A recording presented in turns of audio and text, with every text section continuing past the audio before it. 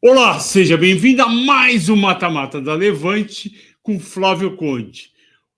O Mata-Mata de hoje é especial. Vocês pediram para mim para enfocar os setores de commodities que caíram bem depois do tarifaço do Trump. E o que eu vou fazer? Eu vou olhar o resultado do quarto trimestre e as perspectivas para o primeiro trimestre e para o ano inteiro. Eu vou olhar também o valuation, ou seja, se o EV/EBITDA está alto ou está baixo, como está o ROI, como está o ROIC, o PL.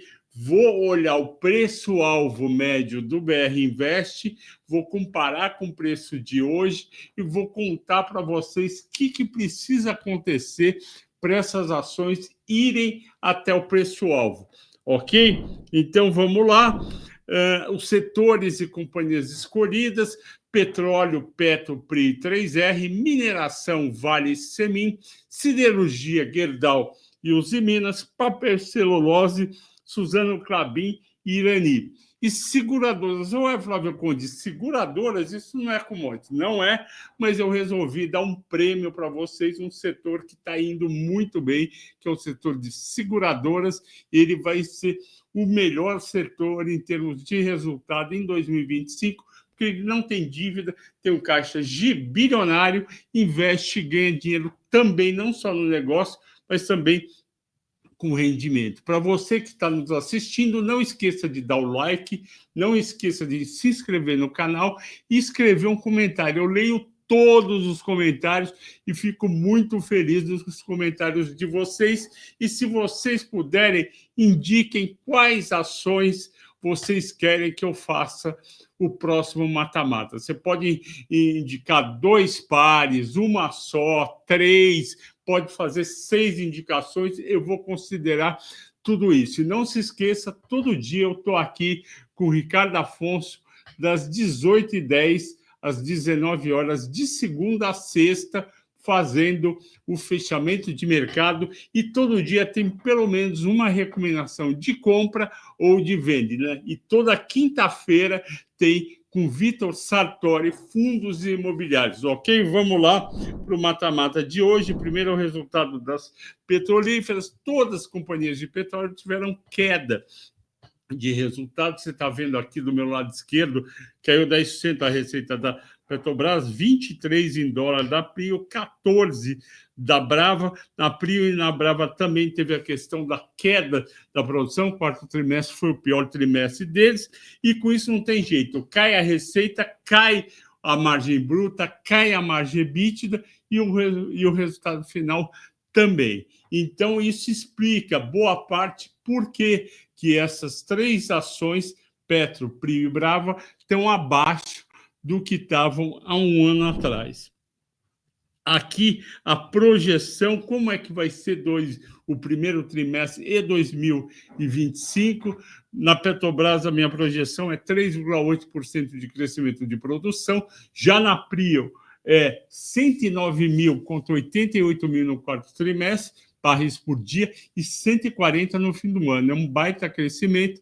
E a Brava também tem um crescimento muito forte. Foi 39 mil barris por dia, 71 mil no primeiro tri, 90 no fim do ano. O preço do petróleo é o quanto eles fizeram de preço de realização de petróleo no quarto tri e com a expectativa para 2025. EV/EBITDA é tão importante para a gente mensurar se as empresas de commodities estão caras ou baratas. Petrobras em 3,7%, está um pouquinho abaixo da sua média histórica. A média histórica de Petrobras é em torno de 4%, paga um dividendo muito bom, pagou 7,93 nos últimos 12 meses, 25% de dividend yield, tem um preço-alvo de R$ 47, estava a 31,73 dia 14 de abril, potencial de valorização 48%. Na Prio, 5,2 de EV/EBITDA, não é um EV/EBITDA alto.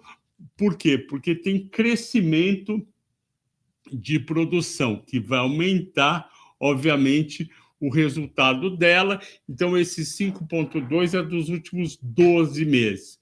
não paga dividendos, tem um preço-alvo de R$ 60, estava R$ 33,82, 77% de potencial de valorização. A Brava tem o maior EV/EBITDA das três, 7,3, mas isso tem a ver com o quê? Foi um ano complicado para ela em 2025, teve a fusão 3R com Enalta, e eles vão começar a colher os frutos em 2025 e 2026. Então, não tem problema esse EBITDA alto, pagou um pouquinho de dividendos, nem dá para contar, né? 38 centavos e meio, preço-alvo 31 e 80% de upside, que é um belo upside. Flávio Conde, vai para esse upside que eles têm, vai depender, eu vou mostrar agora, de alguns acontecimentos. Primeiro, eu lembro para todo mundo como é que foi o Bovespa depois do tarifaço, eu vou fazer isso com todas as ações. Bovespa cai de 133 mil antes do tarifaço, o tarifaço foi 2 de abril, isso é 27 de março, as pessoas começaram a vender antes do tarifaço, caiu 7% até dia 8 de abril, para 123.900.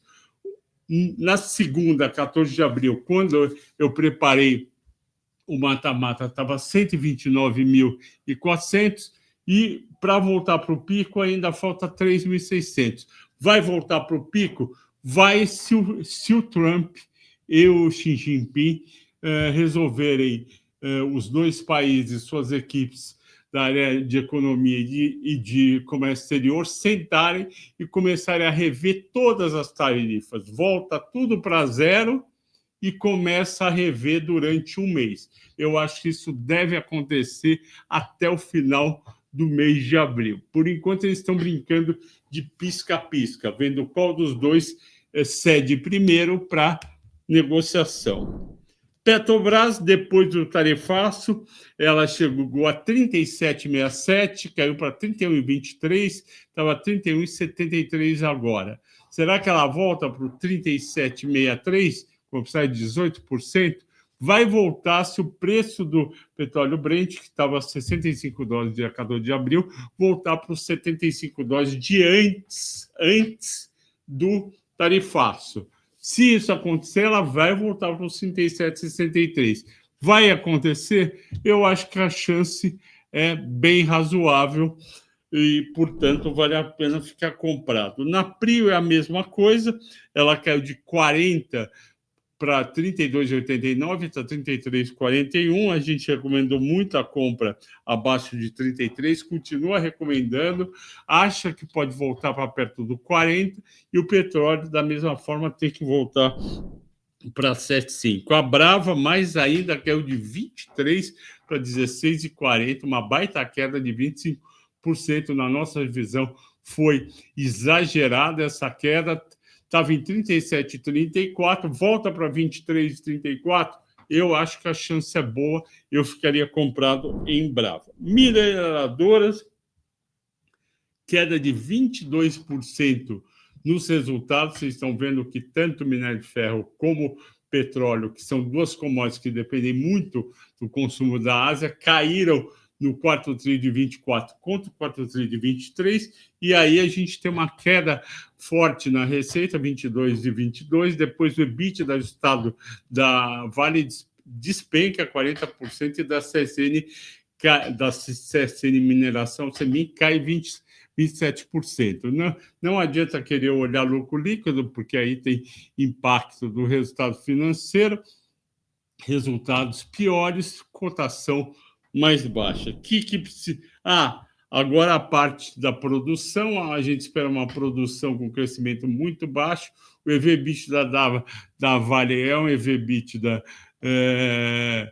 barato, a média histórica dela é 4,2, ela está abaixo, portanto, a cotação já deveria estar na faixa dos R$ 58,00 para 60, mas precisa o quê? O minério de ferro voltar a subir. Preço-alvo 73, cotação 34 no dia 14, 54, potencial de valorização 34, fora os dividendos bons que ela paga em torno de R$ 4,75 a R$ 5,00. Eu também fico comprado em Vale.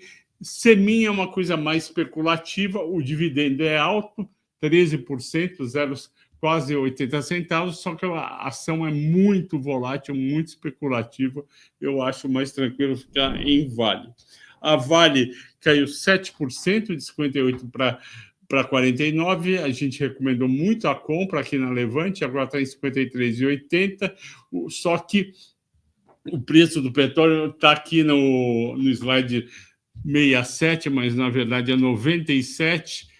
Tem que voltar para o 107 diante do tarifaço. Vai voltar, vai a hora que Trump e Xi Jinping sentem e as equipes comecem a rever a tarifação, provavelmente com misto de cotas e tarifação. CSN Mineração, mesma coisa, só que caiu 15%, precisa voltar o preço do minério para melhorar. Uzi Minas e Gerdau, a Uzi Minas caiu 4% a receita, porque a expectativa era de crescimento de 5%, caiu 4% por causa da invasão do aço chinês, e o EBITDA ajustado caiu 17%. Na Gerdau, resultados bem melhores, subiu 14% a receita, lucro bruto 23%, EBITDA 17% e aumento também na margem EBITDA ajustada 14,2%.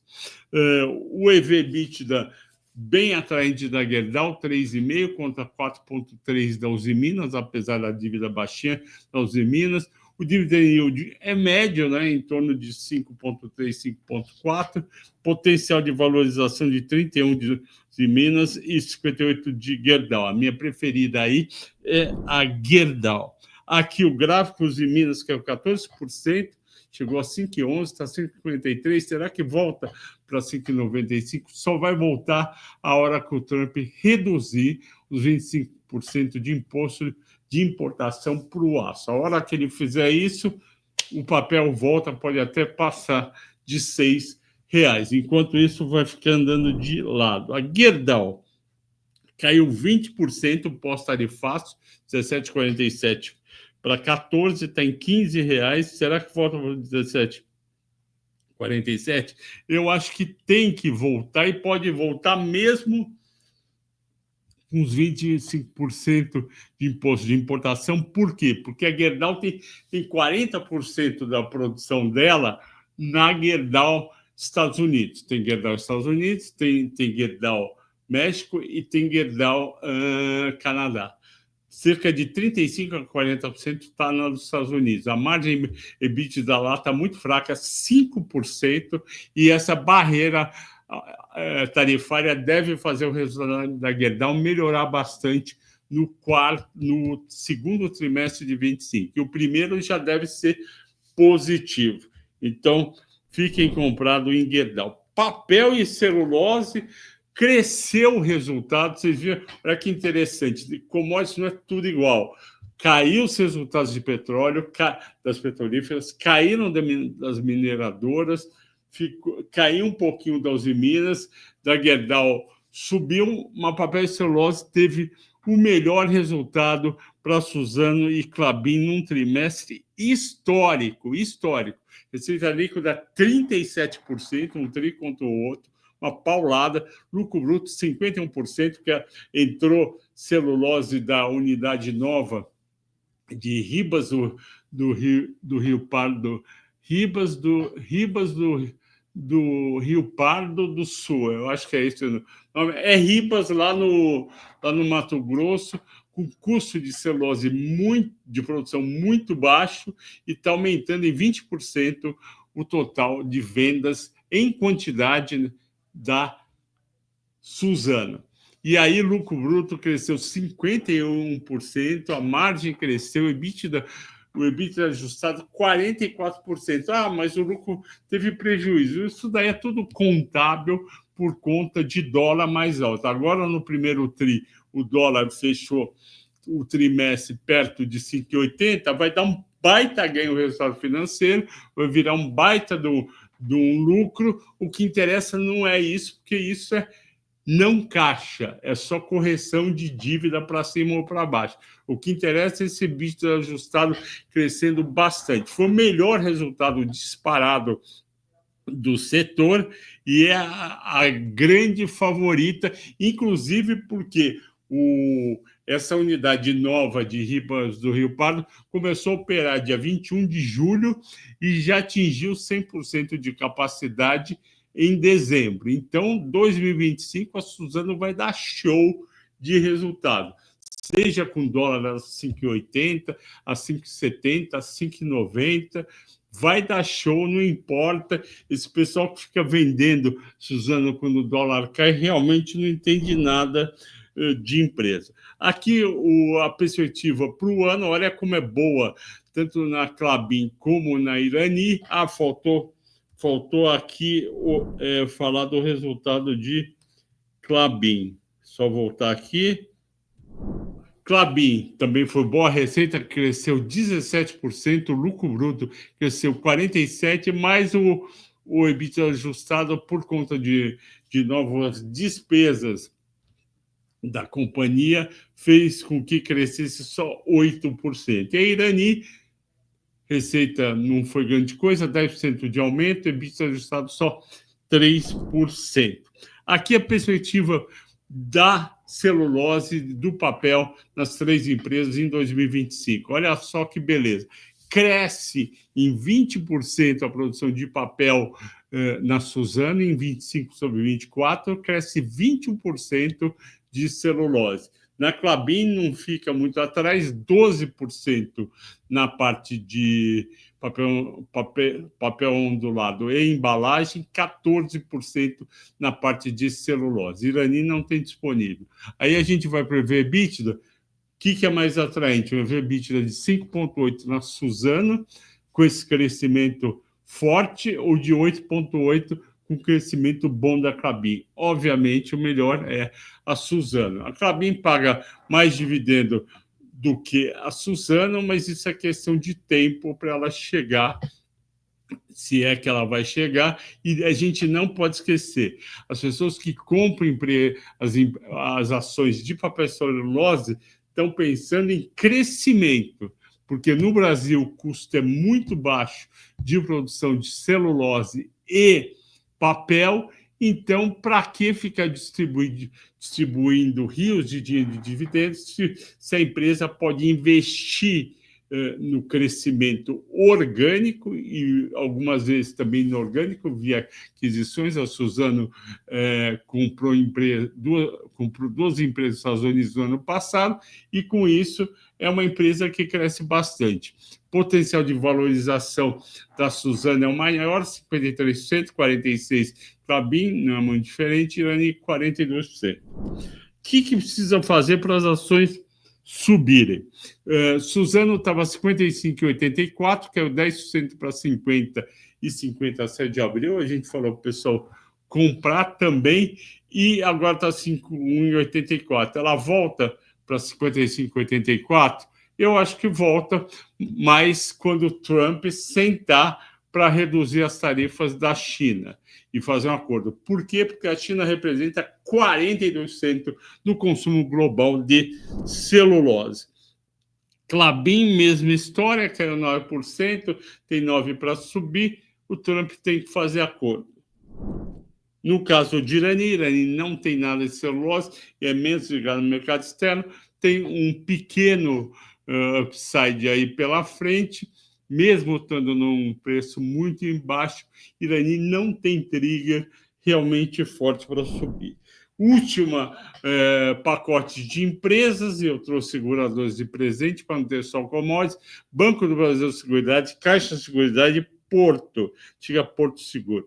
Resultado muito bom, primeiro lugar para a Caixa Seguridade, 18% de aumento da receita, a Porto também arrebentou na receita. Parabéns para o pessoal da Porto, porque o pessoal da Porto cresceu em todas as verticais, não foi só em seguro para carro, ganhou em seguro de vida, ganhou em seguro médico. Parabéns. A Caixa ganhou porque a Caixa ganhou porque a Caixa Federal é 50% do financiamento habitacional no Brasil, e sempre que você vai na Caixa e faz um financiamento imobiliário, eles te vendem também um seguro, tanto residencial como o seguro prestamista. O prestamista você é praticamente obrigado a fazer, e o risco é muito baixo, porque as pessoas compram os imóveis com menos idade e, com isso, o risco de morte é muito grande, que é para que serve o seguro prestamista.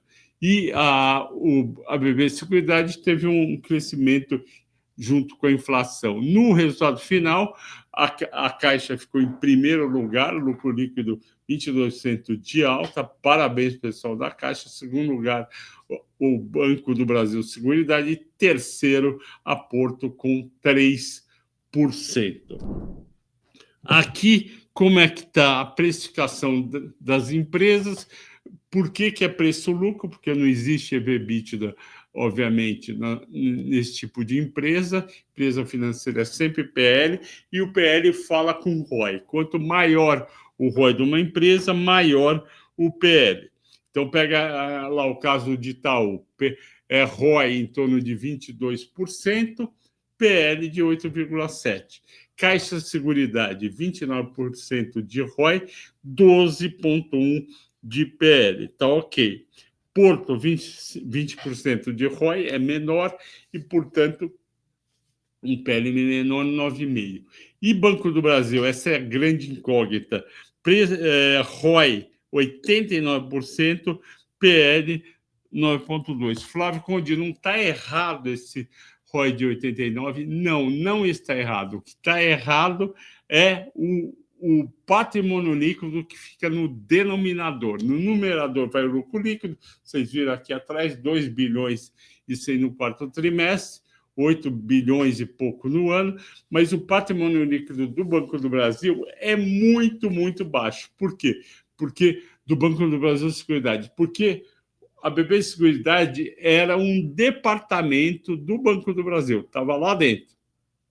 Quando eles tiraram do balanço as operações da BB Seguridade, eles não levaram junto o patrimônio líquido, levaram uma partezinha. Por quê? Porque não tinha como falar, olha, essa cadeira, esse computador, esse prédio, isso daqui, essa parte do RH, essa parte de vendas, essa parte de não sei o quê, tudo isso é da BB Seguridade, vamos tirar do balanço do Banco do Brasil e colocar na BB Seguridade. Então, não levou quase nada. Quem vende, por exemplo, os produtos da BB Seguridade são os gerentes, são os comerciais do Banco do Brasil, então eles não pagam o salário dele. Então, o lucro é muito alto e o ROI também. Então, você esquece o ROI, admite que seria parecido com uma mistura de Caixa com Porto, e olha só o PL, é o menor PL de todos, 9,2%, mostrando que mesmo a R$40 ela continua atrativa. Também paga um dividendo bem alto, como paga também a Caixa de Seguridade, 9,2 BB Seguridade, 9,1 Caixa de Seguridade, e a Porto é mais modesto, 5,6. O upside melhor é o da Porto, 16, a Caixa, 13, e do Banco do Brasil, 7. O que você faria, Flávio Conde? Você compraria qual delas, ou você compraria as 3? Olha, eu recomendo há 3 anos Banco BB Seguridade e Caixa Seguridade. Eu perdi o barco da Porto e não recomendei lá atrás quando estava 28. Não vou recomendar agora a praticamente R$40. Mas conseguimos entrar em R$28 na BB Seguridade e a R$8,60 na Caixa Seguridade. Então, os clientes, a recomendação é BB Seguridade e Caixa Seguridade.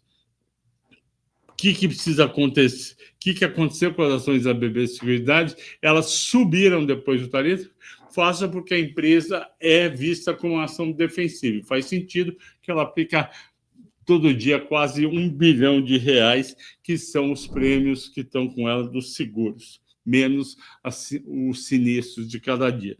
Caixa Seguridade caiu 1,3%. Por quê? Porque justamente o período de um mês pegou foi a partir do dia do follow-on secundário. Vocês lembram? A Caixa, o banco vendeu 1,2 bilhão em ações que ele tinha para ir para aquele número mínimo com os investidores não controladores de 20%, que é obrigação do novo mercado. Venderam a 14,75, depois a ação caiu um pouco, já começou a voltar e deve voltar nos próximos dias, se o mercado continuar a subir. Porto Seguro subiu 0,83, é quase nada, mas não caiu, é o mesmo motivo Porto Seguro da BB Seguridade e da Caixa, é visto como uma ação defensiva. Pessoal, chegamos ao fim de mais um Mata-Mata. Muito obrigado a todos pela audiência e pela paciência. Dê o like, se inscreva no canal e faça comentários. Boa semana a todos e bons negócios. Boa semana a todos e bons negócios.